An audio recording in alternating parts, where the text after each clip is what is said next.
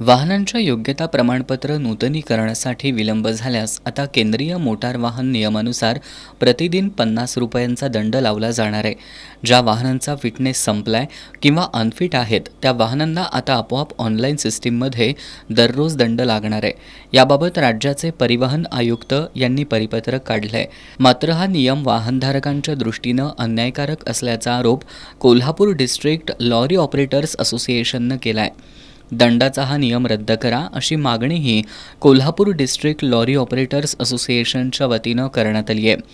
जिल्हाधिकारी अमोल येडगे यांना या मागणीचं निवेदन देण्यात आलं. ज्यांनी वेळेत पासिंग केलं नाही अशा प्रवासी आणि मालवाहतूक करणाऱ्या वाहनांना सध्या 60 ते 70 हजार रुपयांच्या नोटीस लागू करण्यात आल्यात. मुळातच प्रवासी वाहतूक किंवा मालवाहतूक करणाऱ्या वाहन मालकांची आर्थिक परिस्थिती बेताची असते.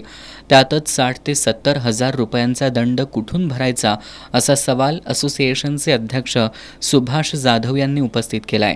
हा अन्यायी नियम रद्द करा, अन्यथा मुंबईतील आझाद मैदानावर आंदोलन करण्याचा इशारा त्यांनी दिलाय.